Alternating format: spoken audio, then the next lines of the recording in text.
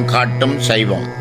சைவ சமயத்தின் முழுமுதற் கடவுள் சிவபெருமான் என்பதையும், சிவ சம்பந்தமுடையது சைவம் என்பதையும், சைவம் சிவனுடன் சம்பந்தமாகுதல், சைவம் தனி அறிந்தே சிவம் சாருதல், சைவம் சிவன் தன்னை சாராமல் நீங்குதல், சைவம் சிவானந்தம் சாயுச்சியமே எனும் மந்திரம் சொல்கிறது.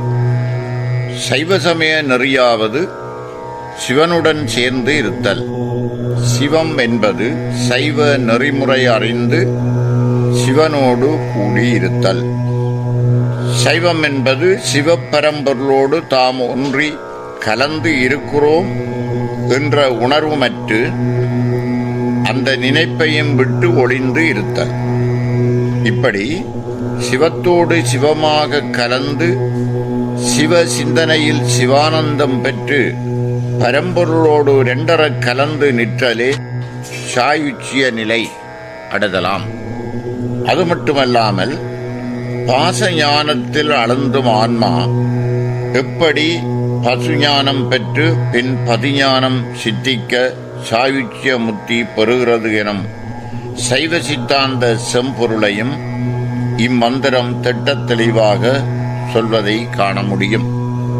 முழுமுதற் கடவுள் சிவபெருமான் என்பதையும், எவ்விடத்தில் அவனை பணிந்தால் பணிபவர் உள்ளத்தை கோயிலாக கொள்வான் என்பதையும் பின்வரும் மந்திரம் உணர்த்துகிறது.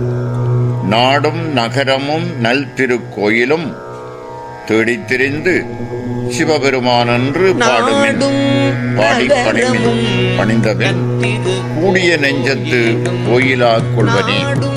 நாடு நகரங்கள் எல்லாம் நல் திரு கோயில்கள் இருக்கின்ற இடங்கள் என்று தேடிப்போய் அங்கெல்லாம் இருக்கின்ற சிவபரம்பொருளை கண்டு சிவபெருமானை என்று பணிந்து போற்றி பாடுங்கள். பாடி பரவி வணங்கி நில்லுங்கள். இப்படி வணங்கி பணிந்தால் பணிபவர் உள்ளமே கோயிலாக கொண்டு எழுந்தருளுவான் பரம்பொருள் என இம்மந்திரம் கூறுகின்றது. அது மட்டுமல்ல, சைவ சித்தாந்தம் கூறும் முப்பொருள் உண்மையையும் திருமந்திரம் சித்தாந்த சாஸ்திரங்கள் தோன்றுவதற்கு முன்னே கூறிவிட்டது. முப்பொருள்கள் பதி பசு பாசம் என்னும் மூன்று. அவை மூன்றும் அனாதியான உள்பொருள் என்பதை பதி பசு பாசம் எனப்பகர் மூன்றில் பதியினைப் போல் பசு பாசம் அனாதி, பதியினை சென்றணுகா பசு பாசம், பதி அணுகில் பசு பாசம் நிலாவே என்கிறது மந்திரம். பதி பசு பாசம் என்று சொல்லப்படும் மூன்றில் இறைவனைப் போலவே உயிர்களும் அவற்றை பற்றியிருக்கும் பந்த பாசங்களும் அனாதியானவை. தலைவனாகிய இறைவனை ஆன்மாக்கள் அணுகுவதில்லை. காரணம் அவற்றை பற்றியுள்ள பாசங்களாம். ஆனால் இந்த ஆன்மாக்கள் தலைவனாகிய பதியை நெருங்கினால் அவற்றை பீடித்துள்ள பாசங்கள் நில்லாது விலகிப்போம் எனும் சைவ சித்தாந்த உண்மையை இம்மந்திரம் சொல்கிறது. சித்தாந்த நெறி நின்று இறைவனை தொழுதால் சிவம் முத்தி சித்திக்கும். வேதாந்த தெளிவே சைவ சித்தாந்தம்.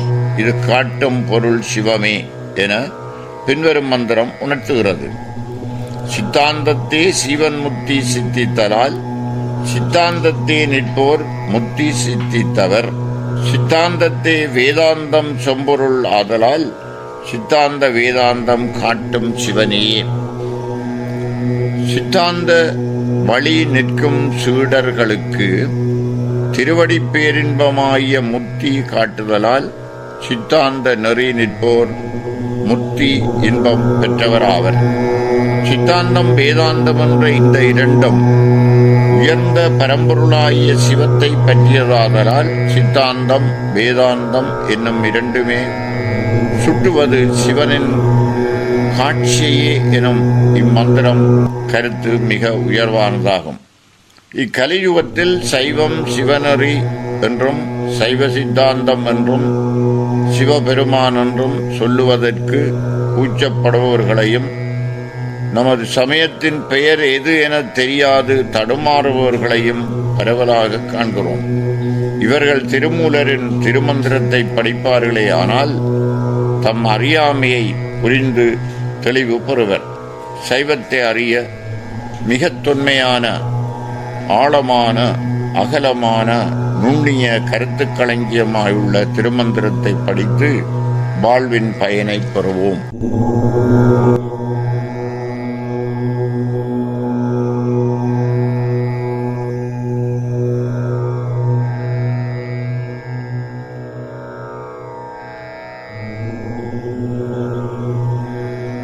ஏனோர் பெருமையன் ஆகிலும்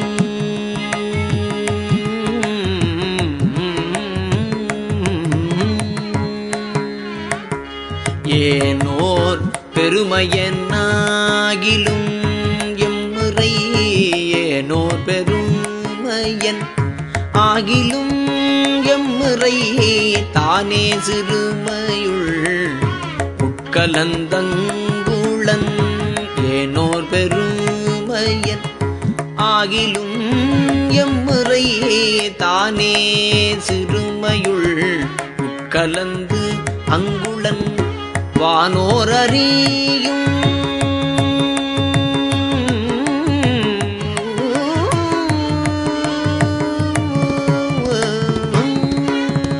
வானோர் அறியும் அளவல்லன் மாதேவன் வானோர் அறியும் அளவல்லன் மாதேவன் தானே அறியும் தவத்தின் அளவே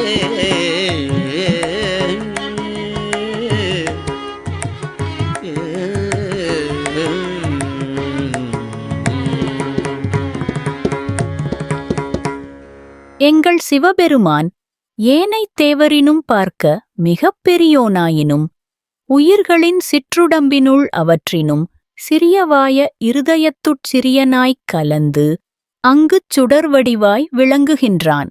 ஆகவே அப்பெரியோன் ஏனைத் தேவரால் அளவிட்டறியப்படும் அளவினன் அல்லன். இங்ஙனமாகவே உயிர்கள் செய்யும் தவங்களை அளவிட்டறிபவன் அவனே. பிண்டாலம் வித்தில் எழுந்த பெருமுளை பிண்டாலம் வித்தில் எழுந்த பெருமுளை குண்டாலம் காய்த்து குதிரை பழுத்தது பிண்டு ஆலம் வித்தில் எழுந்த பெருமுளை குண்டு ஆலம் காய்த்து குதிரை பழுத்தது உண்டார்கள் உண்டார்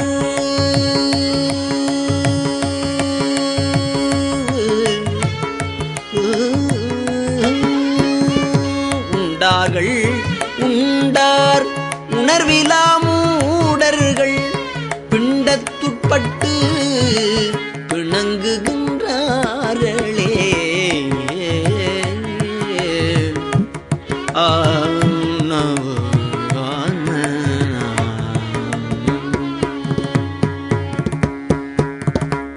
ஆல்மரத்தினின்றும் பாகுபட்ட பழத்தின் விதையிலிருந்து முளைத்த சிறுமுனை பெரிய மரமாகி உருண்ட வடிவான ஆலங்காயே காய்த்தது. ஆயினும் அந்தக் காய் மாம்பழமாக பழுத்தது. இந்த அதிசயப் பழத்தை உண்டவர்கள் பிறவித் துன்பத்தினின்றும் நீங்கிக் களித்தார்கள். உண்ணும் உணர்வு இல்லாத பேதையர்கள் பிறவித் துன்பத்தில் அகப்பட்டு முரணியே நிற்கின்றார்கள். ஏயும் சிவபோகம் இதன்றி ஓர் ஒளி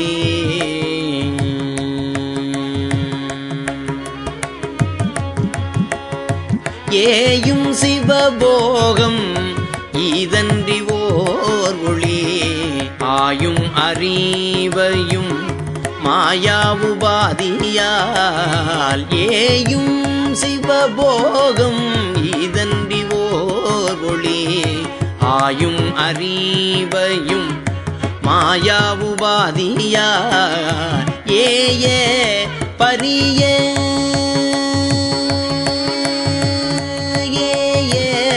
பரிய புரியும் தனை எய்தும் ஏய பரிய புரியும் தனை எய்தும் சாயும் தனது வியாபகம்தானே சாயும் தனது வியாபகம்தானே.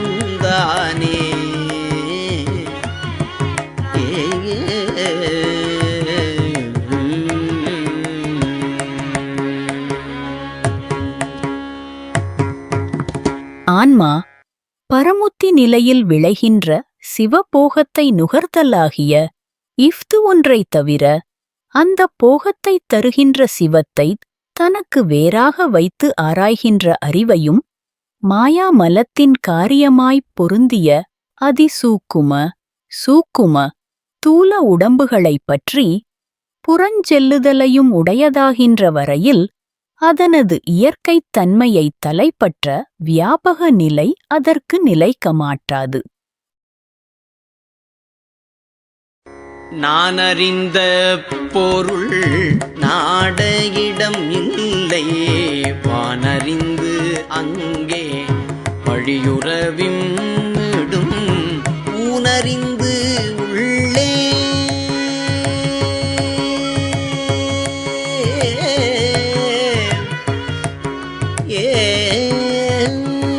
ஊனறிந்து உள்ளே உயிர்க்கின்ற ஒன் சூடர் ஊனறிந்து உள்ளே உயிர்க்கின்ற ஒன் சுடர் தானறிந்து எங்கும் தலைப்படலாமே தானறிந்து எங்கும் தலைப்படலாமே.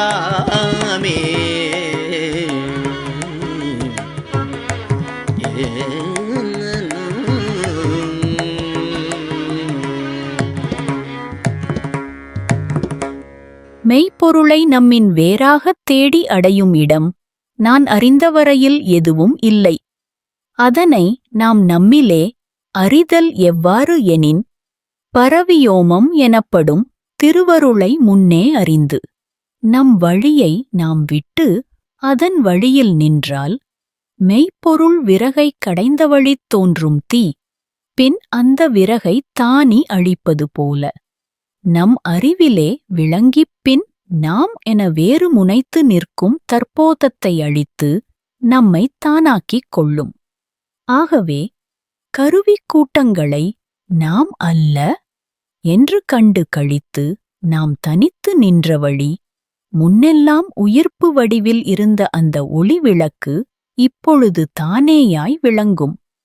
ஆகவே இம்முறையில் ஒருவன் அதனை அறிவானே ஆயின் அவன் அதனோடு ஒற்றித்துத் தனது செயற்கைத் தன்மையாகிய அணுத்தன்மையின் நீங்கித் தனது இயற்கைத் தன்மையாகிய வியாபக நிலைப்படுதல் கூடும்.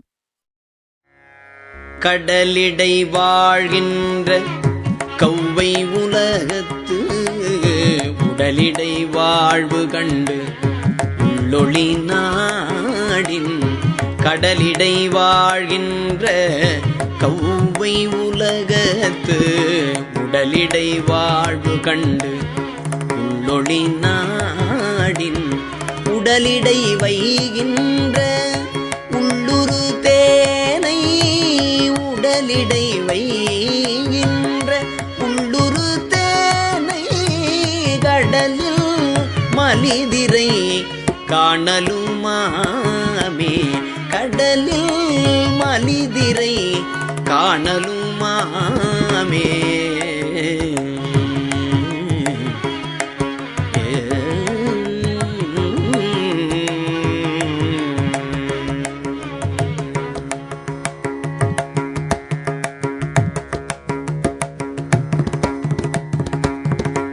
ஆரவாரம் மிக்க கடலார் சூழப்பட்ட உலகத்தில் உடலில் தங்கி வாழ்கின்ற ஆரவார வாழ்வின் உண்மையை ஆராய்ந்துணர்ந்தால் அந்த உடலிற்றானே தன்னோடு உடன் உறைகின்ற சிவானந்தத் தேனை கடலிடை நிரம்பப் புதிது புதிதாக எல்லையின்ற எழுந்து வருகின்ற அலை போல்வதாகக் காண முடியும்.